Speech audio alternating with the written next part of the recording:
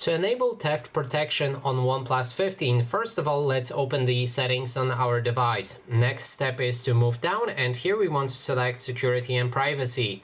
Move down again and look for the device unlock. Enter it and move down to the theft protection, where inside you'll be able to find multiple different ways where you can protect your phone from theft. First thing is identity check. Use biometrics and other safeguards to verify it's you. This adds extra security for sensitive actions. You can click on that and then perform the setup for your identify check. And to do that, you will need to meet all of the requirements right here. First one is to have Google account logged in. I don't have it, so I can't show you the full setup, but just it's pretty easy. All you have to do is just make sure that each and every option is grayed out like I have right there. Then there's the remote lock. If your device is lost or stolen, you can lock it screen with just a phone number. So you can click on that and then activate remote lock.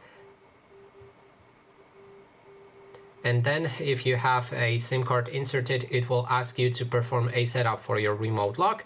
Sadly, I don't have the SIM card inserted, so I won't be able to show you that as well. Next thing is find and erase your device. Use Find My Device from Google to locate and erase your device. As I said, I don't have Google, so I can show you that as well. But also, it's pretty easy. All you have to do is enter right here, allow device to be located, make sure it's enabled. Then when you logged in, you will see option right here to perform that remote lock. Then we have theft detection lock. This is a basic option. When you activate it, your screen will lock if the setting detects that someone took your phone and started running away with it. Then there's the offline device lock. This screen will lock shortly after your device goes offline to help protect your data.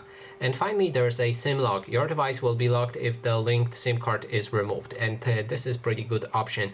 If you removed a SIM card, which also is protected by a PIN, your device will lock and nobody will be able to unlock it unless they perform the factory reset. But if you have Google, it's also pretty hard.